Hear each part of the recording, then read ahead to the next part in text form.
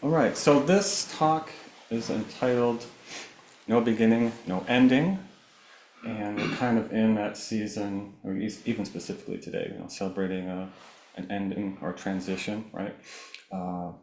It's the end of 2024 and soon to be the beginning of 2025. We have, I think the solstice was yesterday, so we have the shortest day of the year, being reborn into the longest day of the year coming up on the summer solstice. Even in the greater culture, we have Christmas, we have the birth of Jesus, the start of that whole tradition. There's me. This was gonna be my last talk here, at least for a while, right? But some, I wouldn't say shenanigans or mishaps, but places I was supposed to stay ended up not being able to stay, so I extended my stay here for another 3 weeks or so. I did find this for good reasons. Nobody told me at the time, but I did some research and found out. And then even, this whole concept of beginnings and endings and all that kind of just surrounds Buddhism in general. Even in the Heart Sutra that we chant most days, it's being chanted every day around the world, right? We say Dharma's neither arise nor cease. That's no beginning and no ending. We also say there is neither old age and death nor extinction of old age and death. So this is all kind of going around the same idea, the same experience, really. So I'll talk about this concept more technically for a little bit, and then kind of apply it to our practice, to our everyday lives, what it means for us. I've probably talked about this example before. I have two examples. The one I usually use is the table. I don't know if anybody's heard my table spiel or not, but I have a new one as well, but you probably heard of it. I don't know if I created it my own, but we'll find out. So to get at this idea of like no beginnings and endings, talk about a table like this guy here. This one actually looks like it's all made of wood, which makes the example much easier. So you don't have to deal with screws or anything else. There's a little bit of varnish on there. But, kind of us standing here looking at a table, it just kind of seems like, whoa, seems like this solid thing that just kind of exists on its own. It's kind of wandering through the universe. It's kind of appeared at one point, and at some point it's going to go away. But if you take this table and you kind of rewind the movie of itself, and you go back in time and see where did it come from. At some point, this thing's going to turn into a bunch of boards, right? And there's really it's still kind of boards, it never was not boards. And if you go a little bit further back, then those boards magically turn into a tree. And there's nothing different between this table and a tree, right? It's just pieces of a tree. But we look at it and we say, well, that's definitely a table. Like, I don't see a tree there, but it's made of all tree parts, right? What Thich Nhat Hanh's always saying, a rose is made of all non-rose pieces. Table is made up out of all non-table pieces. And if you go further back, this whole thing here was a seed, or maybe an acorn. I'm not sure what type of wood it is, or a cone, a pine cone, something like that, right? If you go further back, that seed turns into a tree again, and it just seed, tree. Well, you got dirt and sun and water as well being mixed in there, but this thing was a seed at one point. That's crazy, right? But when we look at it, we see a table. We don't see the seed.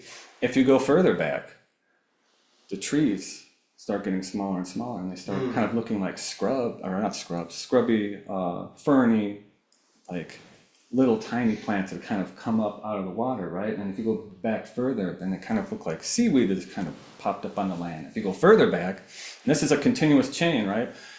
It's seaweed. If you go further back, it ends up being, I don't know, algae or something like that, whatever, tiny little guys floating in the ocean. If you go further back, it just molecules, elements, heat, sun. If you go further back, a bunch of comets, right, that congealed to create the Earth. And if you go further back, it ends up being a star that exploded and created all these heavy elements that congealed to create the Earth. And if you go further back, it's just a bunch of, I think it's hydrogen and helium, right? Something I didn't double check the science part of that, but it came from the cooling down of the explosion of the Big Bang. And if you go all the way back to the Big Bang, it's like one little tiny piece, and then we can't go any further back because we don't know how. But you get the point.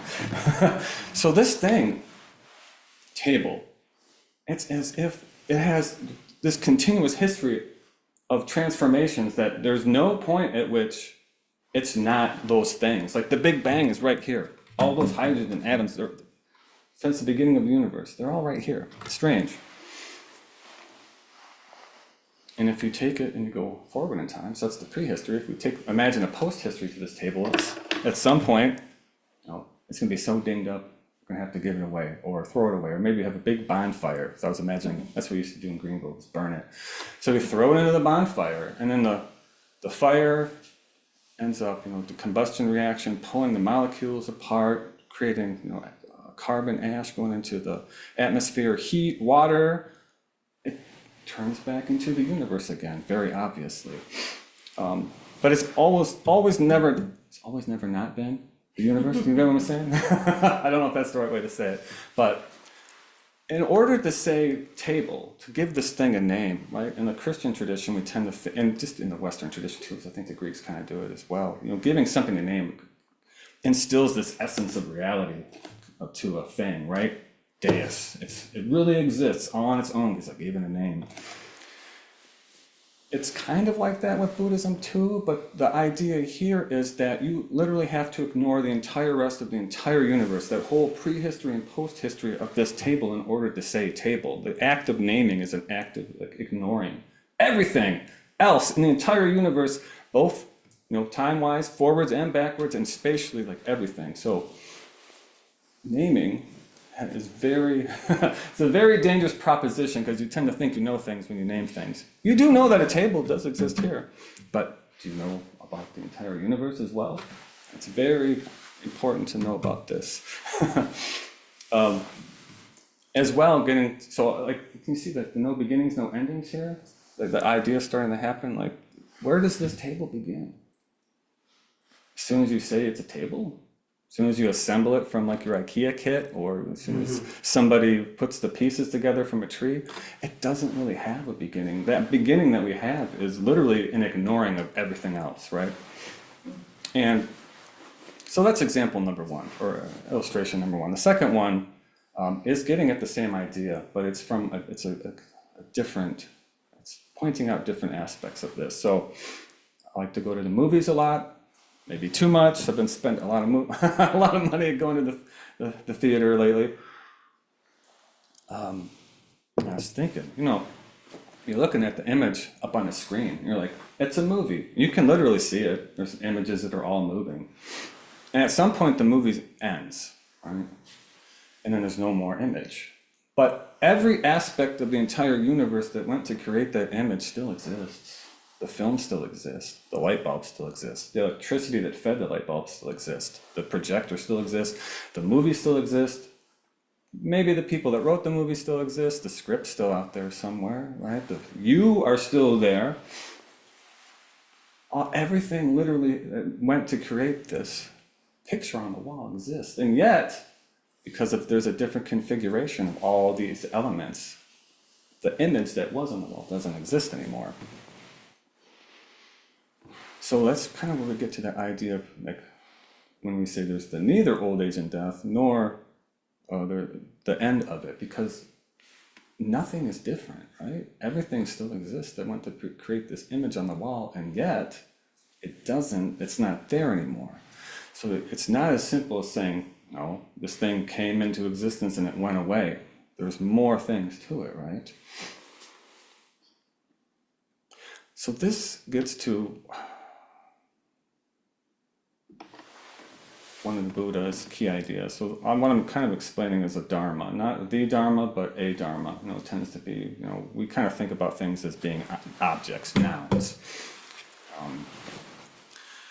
But with a Dharma, we have that added realization or recognition that in order to name an object, we do have to ignore its entire history, the entire rest of the universe that all came together to create it. And that's kind of what we do when it's everything too, like us as well, like me. This is a Dharma as well, and I have to ignore the entire rest of the universe in order for me to be like, it's me right here, right? I came into existence one day, just magically appeared, and one day I'll just magically disappear out of existence. It's not exactly that simple, right? Because there's this whole history, both directions, that I embody. So let's see. Yes, the self. So when we're looking at this, that ignoring aspect of dharmas, of objects, just life in general, we see that an aspect of it that we can recognize is that, every object that we fabricate through our consciousness, every object that we can perceive, anything we can give a name to or not a name to, arises with its opposite, right? And it's not always so obvious. Some stuff, hot and cold, right? That's obvious. Light and dark, right? Self and other, maybe. But table and no table, that's a little less obvious, right? Because to have the idea of a table must necessarily, there's a corresponding concept of, oh, there's no table also. Beginning and ending, life and death. So these are these opposites that pop up through our mind through this process of calling it ignoring, but of creating dharmas through the mind. And this is where our Zen practice, let me move this timer here. This is where our Zen practice can show us another way of interfacing with reality. We talk about it in Zen, we always talk about true nature. What was your face before your parents were born? This is getting to this idea of reality beyond these opposites. We see it, it's everywhere in Zen. Verses on the faith mind, the Jin Jin Ming that we chant every first Sunday of the month, right? Okay, that's right. The great way is not difficult as long as we don't pick and choose. This is getting to this idea. Although not picking and choosing is difficult, right? Because we have to live in this world that we create through our minds, this world that's kind of infused with this underlying idea of oppositions, these table and no table type things, hot and cold. But when we pick and choose, we tend to, we split hot and cold. I was just talking about this a while ago. I'm like, I love when it's warm. I don't like when it's cold so much, right? There I go. I'm picking this. I like it, but only during the winter time. When it's cold outside, I love to be warm. When it's hot outside, I love to be cold, right? I'm picking and choosing, and I'm a mature enough person to understand that this is what I'm doing to myself. But still, right? Still, when you wake up and it's just so cold and my feet hit the cold floor, it's like, oh, it's kind of cold. That's just the most subtle version of dukkha. Just the slightest dis-ease. The dukkha, suffering goes from just, man, my feet are kind of cold today, at the bottom of the scale, all the way up to like, the greatest, worst feelings of torment that you could possibly imagine. Like, that's dukkha. I'm talking about just, right here, kind of a more pedestrian version. Let's see. Yeah, the Buddha even, it goes all the way back to, I'll bring it back to the Heart Sutra again. He hooks this whole idea up, like I was just saying, to this cycle of how we create dukkha, this dis-ease that we feel. So when I'm saying, we're naming this thing table and we're ignoring everything else, the Buddha has a name for this, which is perception. And it's when we chant form, sensation, perception, formation, and consciousness in the Heart Sutra. These are the 5 skandhas. These are the 5 aspects of what it is to be this body and mind that go to create, if we grasp onto them, if we hold on to them, our suffering. And for example, we say it's perception. The English word is not, try to get that out of your mind. It goes to Sanskrit, or I can't remember, it's a Sanskrit or Pali word, samjana, which means something like together knowing two things at the same time. So for us, what this describes is, take this entire, we don't probably remember when we learned what a table was. That's a long time ago, and it might have been more intuitive. But if you'd never seen a table before, I don't know, you lived in a place where they just ate right off the ground, and they're like, what is this? And like, this is called a table. And like, what makes it a table? Well, we've got these skinny things coming off the bottom, we call them legs, so that's one aspect of it. And it's got this flat part on the top that you can put stuff on. I mean, it could be, this one is kind of squarish, but it could be circular, it could be just any jelly bean shape. Doesn't really matter what it's made out of. It could be made out of ice. Like a table can be made out of ice. Strange, but yes. So really, the only things you're concerned about, legs and tabletop, at least for us right here, and you've taken those two aspects out of the entire history of this thing, going all the way back to the beginning of the universe and going all the way to the end of the universe, or the beginning and its beginning and endless end, and just saying, legs, flat, table, got it. We do these same things with ourselves too. That's where it becomes more pernicious. Like, it's not as bad with the table, but when you're like, me, what makes me me? My parents gave birth to me, and I grew up in Greenville. I worked in that job I didn't like, and now I'm here. There's three things that makes me.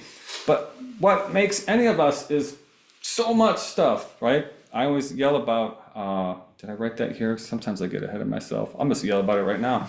Like, when you meet me, you've met every single person I've ever come into contact with. Maybe my parents are right, definitely my mother's right here, my father's definitely right here.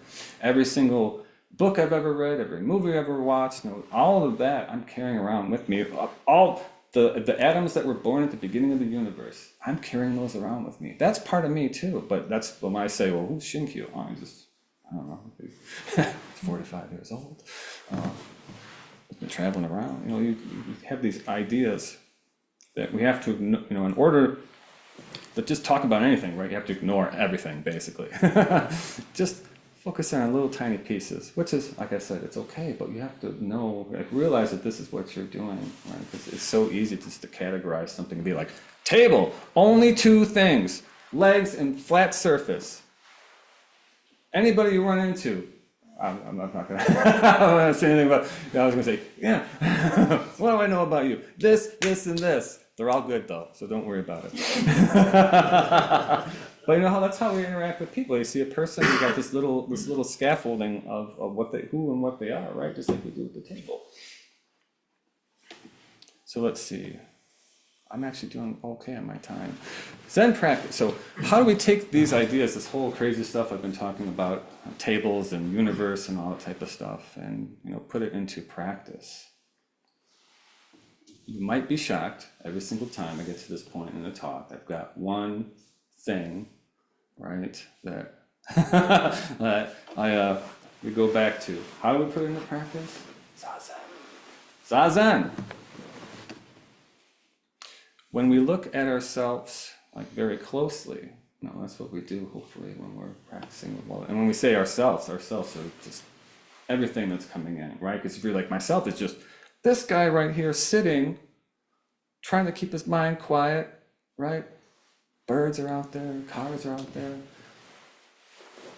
You don't ignore the entire thing that you are, right? The whole prehistory, the post-history, like all the spatial dimensions, all this stuff, like these windows are now part of me. I can see them, they're in my data banks, right? I can bring them up. I don't know if they're gonna have a grand influence on me, but you never know. Maybe like 30 years from now, I'll just be thinking about those windows and be like, man, I remember looking at that window, it was so nice. Oh, that's part of me as well. Who would have thought? One thing that I wanted to talk about that kind of goes into this whole beginning, this whole idea is three marks of existence. I know I'm throwing a lot of stuff out, but this kind of gets back to the whole idea of what it is we're seeing of impermanence, not self, and suffering, right? You look at the table, another thing that we might think, this, or maybe not even think about it, but just kind of, it's ingrained into our perception, the way that our minds work. So this thing just exists always, and it's permanent, right? It's just gonna exist just like this for all time. But that's not how it is. This thing is always changing. If you take its table right now and you go all the way back to the beginning, or you go in all the way to the end, it's never not been changing, right? It's what really defines it is this constant transformation that's been going on for billions of years at the least, if not longer. The other idea that kind of is inborn to our perception is this idea of self. You know, for us, there's two different versions of that. So there's the one that's the idea of this thing doesn't have a self, right? We talk about how the table is made up out of all non-table pieces. So this thing is basically just a member of the entire universe, kind of congealed down into this particular form for just a little while. The other idea in not self is when we talk about owning something, this is how the Buddha talked about it. He talked about it almost as if there's some type of essence that we attribute to other things when we say we own something. Like, this table is mine. It means that sense of self we have isn't even trapped in this body. It can extend out into our possessions, right? Somehow when I say this is mine, this is part of me. No, that's not true. That one's easier for us, I think, to understand in the West. Like, that sounds insane. Like, that's not part of you. But we do act like that. If someone, I don't know, if we had a very expensive vase and someone just walked in and smashed on the ground, it's like getting slapped in the face, right? Like, we physically experience that as an attack on ourselves. They're like, oh, like, that was mine. But might not even say that was mine. That was me that you just smashed on the ground like that. If one of like my paintings I was doing got burnt up or thrown away, I'd be like, I felt like a piece of me got thrown away. And it's just a bunch of paint on a canvas, but I've given it my sense of self. I've imbued it into this object that's outside of me, right? So when we mistake things, we think things are permanent, or we think things are part of ourselves, or that they have their own self. That leads to suffering, dissatisfaction, right? Because things are going to change necessarily. So there's no way to keep them the same. But we cede over control of our own emotions to objects, right? That's kind of why people love to get money. You need it to survive a certain amount, but after a while, it's just like, I need more safety. So I need more money.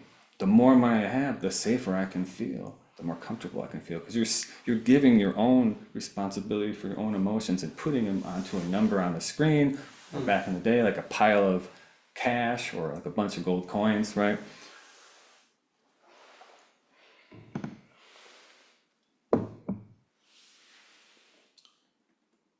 So I said, if you turn this analysis, well, we've been putting this analysis on ourselves this whole time.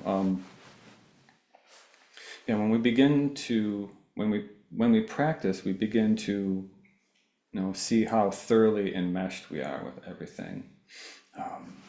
This is that idea of karma, which I didn't talk about it specifically as karma, but I was talking about it earlier, where we tend to think we're these kind of, like tables, just this solitary thing that exists all on its own, uninfluenced by everything. Like when I say me, I tend to think of myself as just this uninfluenced individual that's kind of floating through the world. Nobody's really influencing me or anything like that. It kind of just popped into existence all on my own. But even, and especially for practice, right? If we're just not even talking about physically, we're just talking about emotionally, right? We kind of begin to see how this is how our emotions really, if we're not paying careful attention, are not our own, right? What do I mean by that? I think I've talked about this before, about how the way that we deal with difficult emotions, or even not difficult emotions, it ends up being kind of programmed into us as children. Or, if there's some type of traumatic experience that happens to you later in life, right, it can kind of override that original, we call it programming, but it's just by osmosis, watching your parents, watching your siblings, watching your teachers, watching whomever around you deal with their own difficult emotions. Like if your parents, I say, they had, if something difficult happened, they got super angry, chances are, you're like, okay, not even thinking about it, just by osmosis, right? That's how I'm going to deal with my anger. If your parents deal with their issues through drinking, you're like, oh, that's what people do? Oh, that's what I'm going to do, right? At a certain point, I have to say that we do have a responsibility for our own actions. I think, but the tragedy of that is that we have a responsibility, but we don't know what to do with that responsibility. It's like, as if I think I've used it before too, wake up on a raft going down a river at like 50 miles an hour, as a baby, and you're just like, what the heck is going on? Like, how am I supposed to deal with this? And right, there's a whole crew that's on this raft. These are your parents, these are your family, and you're just watching what they do to navigate this river, right, and try to stay alive. And at some point, right, they pass, other people come in, but the only way you have to deal with going down this crazy river that you just woke up and found yourself on were these old navigational strategies that your parents and your family and your friends all kind of helped you, instilled into you. And then all of a sudden, once they're gone, you have the responsibility now to pilot this craft down this dangerous river. But who's to say that those navigational strategies that they gave you when you were a child and that worked for them when they were adults will work for you today, in a year, in 10 years' time, right? We like to think, we have those two aspects, right? There's a table, it's got legs, and it's got a flat top. Well, for me, when I get to difficult emotions, what do? Well, I get mad and I start blaming people, right? Those are like my two things that I identify as me, and I hold on to them real tight because they've kept me safe on this river this whole time, right? But then, you're safe from the crazy rapids, right? But then you are just making yourself feel miserable, and you are creating your own difficulties while holding on to these, what's called navigational strategies. So our practice then becomes to think about what these strategies are, whether they are fruitful, whether they're skillful, whether they're causing more destruction, whether they are helping us, whether they're helping the other people who are just zipping down this river, who are also on their own rafts, right? And they're smashing into each other. Like, are the strategies I'm using is it conducive for myself? Is it conducive for everybody else on this river? Because if we cause a gigantic pileup on this river, it's not just me, it's everybody.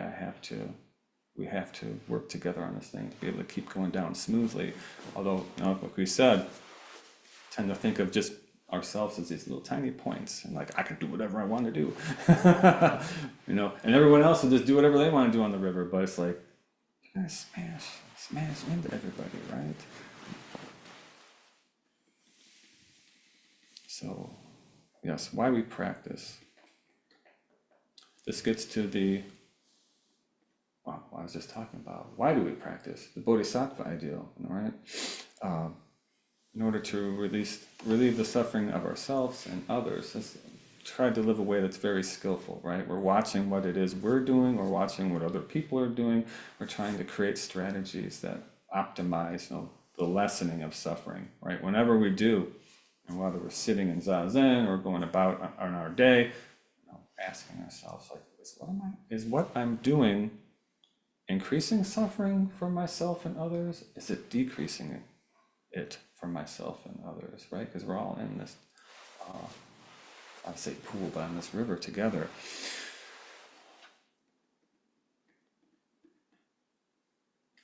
Let's see. And taking it back to what I've been talking about before, one of the strategies is examining our ideas, specifically ideas about beginnings and endings, arisings and ceasings, life and death, all that.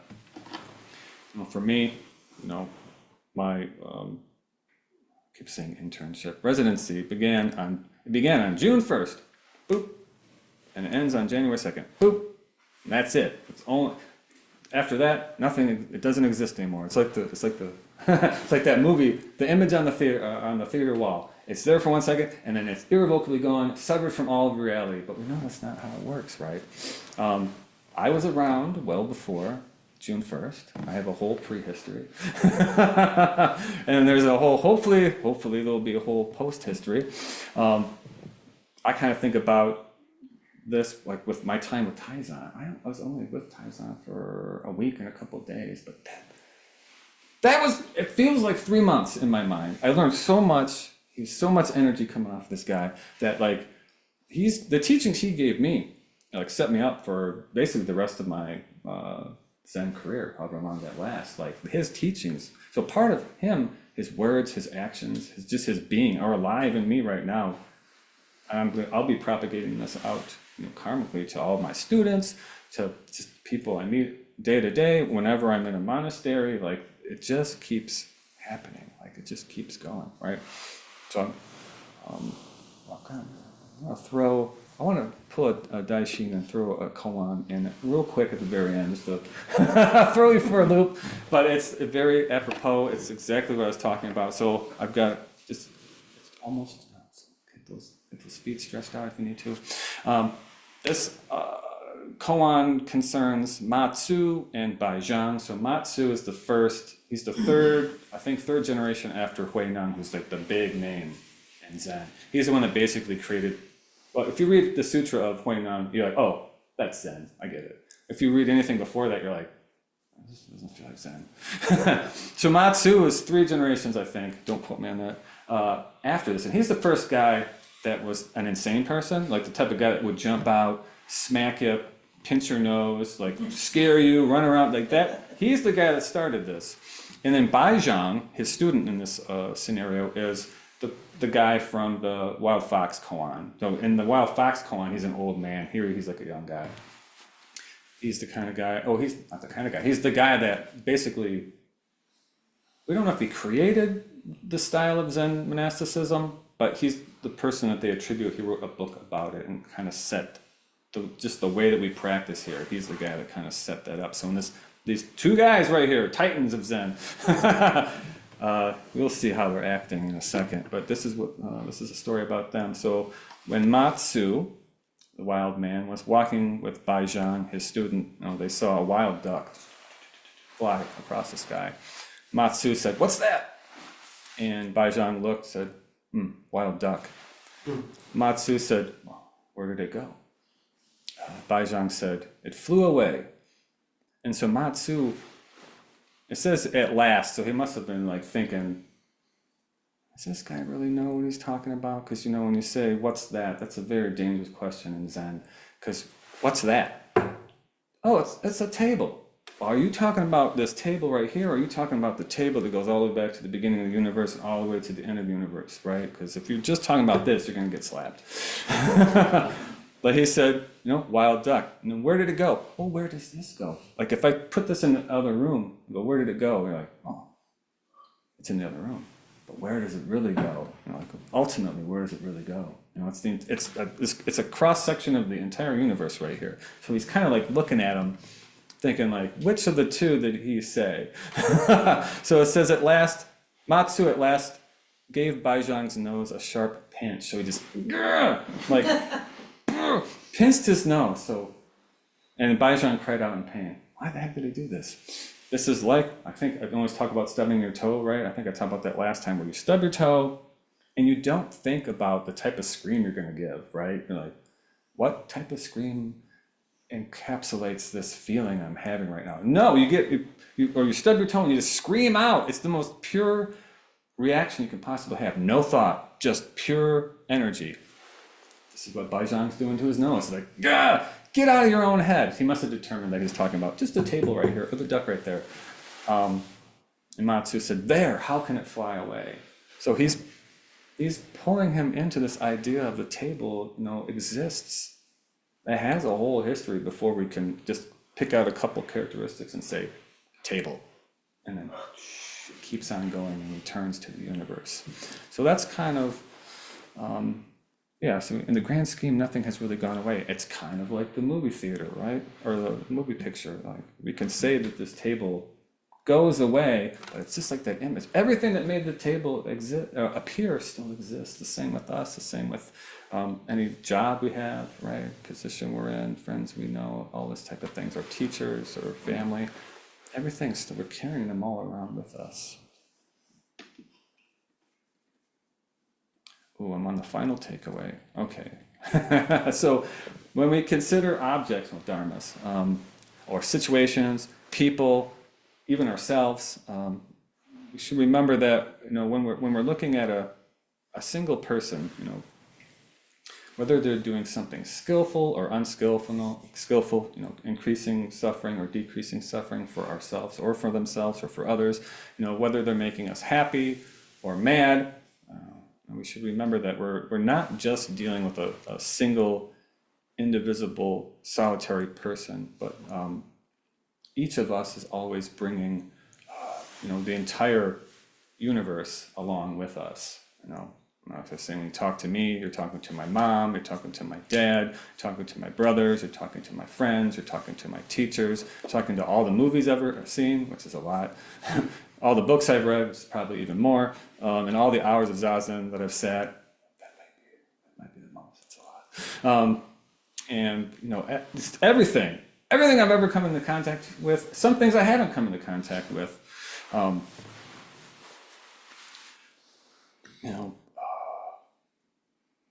it's harder to get angry at the entire universe than it is to get, well, sometimes. That's not a hard and fast rule, but it's typically harder to get angry at the entire universe than to just be upset with a single person, right, standing right in front of you, just did something that you don't like. If you have to deal, if you had to deal with everything, you would need much more nuance, I think, and skill, a much more skillful approach, right? So, right, if you haven't already, I think we all have, to a degree, let's start studying ourselves, our lives, our situations, and start to, mindfully and purposefully live for all beings. Thank you. I did go a little bit longer than I wanted to. I hope that makes sense. I gave myself a difficult task of explaining, like, no birth and no death might be the most difficult concept, at least for myself, in Buddhism, because it doesn't make any sense when you think about it off the top of your head, right? Did anybody have questions? Yeah, there's an expression in Zen about Zen is like trying to grasp an avocado pit. Once you have it, And I've peeled an avocado one time, thinking of that. The avocado pit is round and smooth and it's covered with oil. And when you do try to grasp it, it does try to kind of pop out of your hand. So just when you think you have something, you get your nose pinched. Yeah. That is one aspect of Zen too, is that we need to be pinching our own noses a lot, right? That's kind of what we do in Zazen when we shut that conceptual mind down, because I was talking about this, where it's hard to examine your own mind, because this mind that you're using to examine your mind with is the same mind that's gotten you to the point where you're not happy or you're upset, right? And like, how do you get out of that mind, right? It's like, there's another Zen expression, something like trying to wash your hands with mud. It's like you're not gonna get clean hands that way. So we sit zazen and try to pull that and just look, right, and not try to categorize using these old categories that we've already found to be somewhat lacking. Got us back into a corner. So pinch your nose, stub your toe. That's the best teacher. Just sit, watch, and see what arises. It's all kind of the same thing. Yes. Yeah, I was just gonna say, I always love drawing from different traditions. So as you were talking, I kept thinking of something a Catholic priest said to me once a number of years ago about nothing in the universe is ever wasted. Yeah. We tend to want to judge, whole thing with dualities of separate things into good, bad, people into good, bad, beliefs into good, bad, right, wrong. Events, ourselves, you know, no matter what it is, it's like, no, it all belongs, it all belongs. You know, it just, all the way back to the end, Yeah. the beginningless beginning to the endless end, it all belongs. So, I don't know, I've always liked that phrase. Nothing is ever a mistake in the universe. Yeah. It's interesting that we're, you know, a lot of times I think of, you know, this effort and practice as, you know, diminishing self, but it's really diminishing one definition of self and expanding self exponentially. But it's hard. Yeah, definitely. It's hard to get out of self. Yeah. I was just talking about, I mean, everything, that's another definition of Zen, or the self in Zen, you know. Everything you see is part of yourself, right? Because your mind is, I usually tend to say co-creating your reality with whatever is beyond your mind, right? But everything you see, you tend to think, this thing's not in my mind. This is just its own separate thing, right? But my mind is creating the image of it and the field right of it. Like my whole experience of this is filtered through my mind. So that's in a sense a part of me, right? That's just a simple explanation of it. Like we said, like the one I like is like the words that we use to describe ourselves, you know, are not even our own words because we didn't create our language, right? Someone just talked around us when we were a little kid, and all of a sudden we could talk too, and we're like, oh, I'm a big boy and I make my own words up and have my own thoughts. Like you didn't even create your own words. Like you didn't create a new word. You're just borrowing these old words from other people, right? In a sense, like that language is, it's like a weird, that's also ourself, right? That's been going on for who knows how long. Just strange, right? There's there's infinite ways of examining what the self is and where you can find it, and it gets real strange sometimes, but it all comes down to, it comes down to just, you know, being nice to people as well. Maybe not nice to people, but being trying not to increase suffering, trying to decrease suffering. Sometimes you have to be mean. Sometimes you have to pinch Bai Zhang's nose because you know it'll be good for him. And in 50 years, he'll be this renowned teacher who's also able to instruct people as well. Bai Zhang, as far as I know, did not pinch people's noses, but I'm not an authority on Bai Zhang, so. It reminds me of Daishin's koan from last week, I think, which is the Dasha staff, where it says, if you have a staff, I'll give you a staff. If you don't have a staff, I'll take it away. And the comment on that one of the koans that I've read is, I think, from Muan, something like that. Oh, Mulan. And it says, if you call it a staff, you will go to hell faster than an arrow, or something. Which is exactly what calling the duck flying away is. Yeah. You're missing everything. Exactly. Yes. Yeah, it's a big part. You know, we are mesmerized by words, right? I guess that makes sense. Even if we don't know that we're mesmerized by it, it has some type of magical power to describe reality. Although it's in, well, you know, Dogen was also mesmerized by words as well. He's been known to be quite, what's the word? Vocal, Loquacious. Wait, I got Verbose. verbose? What did you say? Loquacious. I like it. Yes, both of those. For him, he has a whole fascicle chapter in the Shibogenzo where he talks about words are not divorced from Dharma, but you have to be able to use them as kind of tools to express a wordless teaching. It's like category, you know, you have to say something. That's a simpler way to explain it, but you can't get away from words, at least while you're up and running, right?